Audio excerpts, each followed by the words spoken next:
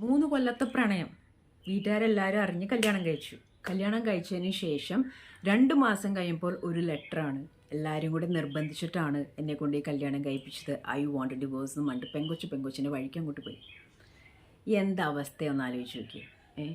എങ്ങനെ ചെയ്യാൻ പറ്റുന്ന 3 കൊല്ലമായിട്ട് പ്രണയത്തിൽ നിൽക്കുന്ന ആൾ പറയാണ് പാരൻസും എല്ലാവരും നിർബന്ധിച്ചിട്ടാണെന്ന് പറഞ്ഞിട്ട് കല്യാണവും കഴിഞ്ഞിട്ട് പോവാണ്. അപ്പോൾ നിങ്ങൾക്ക് താല്പര്യമില്ലെങ്കിൽ എന്തുകൊണ്ട് അതിന് മുമ്പ് പറഞ്ഞുകൂടെ? എന്തിനാണ് കല്യാണം വരെ എത്തിച്ചത്?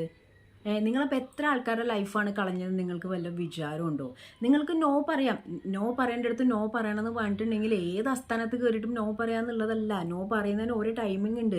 ഇപ്പോൾ കല്യാണത്തിന് മുമ്പാണെങ്കിൽ നിങ്ങൾക്ക് ഓപ്പണായിട്ട് പറയാം എനിക്കിന് താല്പര്യമില്ല, പ്രത്യേകിച്ച് കാര്യമൊന്നും എന്നോട് ചോദിക്കേണ്ട, എനിക്ക് തന്നെ കണ്ടു മടുത്തു, അതുകൊണ്ട് എനിക്ക് താല്പര്യമില്ല എന്ന് പറയാം. അല്ലാതെ നിങ്ങളിത് ചെയ്യുമ്പോൾ ഒരു വ്യക്തിക്കും ആ വ്യക്തിയുടെ കുടുംബത്തിനും ഉണ്ടാവുന്ന മാനസികവും ശാരീരികവുമായിട്ടുള്ള ബുദ്ധിമുട്ടും കാര്യങ്ങളും നിങ്ങൾ ചിന്തിക്കുന്നില്ല.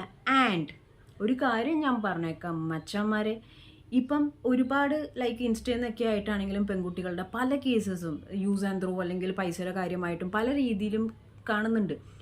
ഈ ആണുങ്ങൾക്ക് റിയാക്ട് ചെയ്യാൻ അറിയാൻ പാലായിട്ടല്ല, വൃത്തിക്ക് റിയാക്ട് ചെയ്യാൻ അറിയാം. നിങ്ങൾക്ക് ഇയാളെ ആത്മാർത്ഥമായിട്ട് നിങ്ങൾ സ്നേഹിച്ചിട്ടുണ്ടെങ്കിൽ ഒരു കാരണവശാലും വേറൊരാളുടെ അടുത്തേക്ക് പോവുകയോ പൈസ യൂസ് ചെയ്ത് പോകാനോ അയാളെ പറ്റിക്കാനോ ഒന്നും നിങ്ങൾക്ക് പറ്റത്തില്ല. നിങ്ങൾ ആത്മാർത്ഥമായിട്ട് സ്നേഹിക്കാത്തതുകൊണ്ടും അല്ലെങ്കിൽ ജസ്റ്റ് ഒരു ലെസ്റ്റ് അല്ലെങ്കിൽ ജസ്റ്റ് ഒരു എക്സൈറ്റ്മെൻറ്റ് അത് കഴിഞ്ഞപ്പോൾ കഴിഞ്ഞു, ഇനിയിപ്പോൾ ഇതിനെ എങ്ങനെ തലേന്ന് ഒഴിവാക്കുന്നുള്ള ബുദ്ധി അന്വേഷിച്ച് നടക്കുന്നതിൻ്റെ ഇടയിൽ കൂടി ഇയാളുടെ കയ്യിൽ നിന്ന് പൈസ വാങ്ങിച്ച് നാരങ്ങളും കുടിച്ച് എനർജി ഉണ്ടാക്കുന്ന ടീംസിനോടാണ് എനിക്ക് പറയുന്നത്. വൃത്തിക്ക് പണി തരാൻ അറിയാൻ പാലായിട്ടല്ല, പക്ഷെ അവരത് ചെയ്യാത്തത് നിങ്ങളെ ആത്മാർത്ഥമായിട്ട് സ്നേഹിച്ചുകൊണ്ടാണ്. ഒരു എല്ലാ പോലും നിങ്ങൾക്കെതിരെ എടുക്കാൻ പറ്റാത്തത്. അല്ലെങ്കിൽ നിങ്ങളുടെ പൈസ തിരിച്ചു വാങ്ങിക്കാനും നിങ്ങൾ വീട്ടിൽ വരാനും കാര്യങ്ങൾ സംസാരിക്കാനും സോഷ്യൽ മീഡിയ ത്രൂ ആണെങ്കിൽ പോലും നിങ്ങളെ വലിച്ചിട്ട് നാറ്റിക്കാനും നിങ്ങളുടെ സത്യങ്ങൾ പുറത്തേക്ക് കൊണ്ടുവരാനും ആണുങ്ങൾക്ക് അറിയാഞ്ഞിട്ടല്ല, അല്ലെങ്കിൽ പെൺകുട്ടികൾക്ക് അറിയാഞ്ഞിട്ടല്ല, അവർ വേണ്ടെന്ന് വെച്ചിട്ടാണ്. ഇപ്പോൾ പല സിറ്റുവേഷൻ നമ്മൾ കേട്ടിട്ടുണ്ട്, ആസിഡ് ഒഴിക്കുന്നു, കുത്തിക്കൊല്ലുന്നു, അത് ചെയ്യുന്നു, ഇത് ചെയ്യുന്നു. ലിറ്ററലി അത് ചെയ്യാൻ പാടില്ലാത്തതാണ്. ഞാനടക്കം പറഞ്ഞിട്ടുണ്ട് അങ്ങനെ ചെയ്തിട്ട് എന്താ കാര്യം, എന്താ നേടുന്നുള്ളത്. പക്ഷെ ആ മനുഷ്യൻ്റെ മനസ്സിനെ തട്ടി തട്ടി തട്ടി തട്ടി തട്ടി ഇത് 2 വശമാണുള്ളത്. ഒന്നില്ലെങ്കിൽ സ്വയം സൂസൈഡ് ചെയ്തങ്ങോട്ട് ഇല്ലാതാവുക, അല്ലെങ്കിൽ നേരെ ആ ഒരു വിഷമോ സങ്കടമൊക്കെ കൂടി ഒരു സൈക്കോ ലെവലിലോട്ട് പോയിട്ട് ഇനി അവൾ ജീവിക്കേണ്ട അല്ലെങ്കിൽ അവൻ ജീവിക്കേണ്ട എന്നുള്ളൊരു മൈൻഡിലോട്ട് എടുത്താൽ ഇത് ഭയങ്കര സീരിയസ് ആയിട്ടുള്ളൊരു ഇഷ്യൂ ആണ്. ഇത് ഭയങ്കര സീരിയസ് ആയിട്ടുള്ളൊരു അവസ്ഥയാണ്.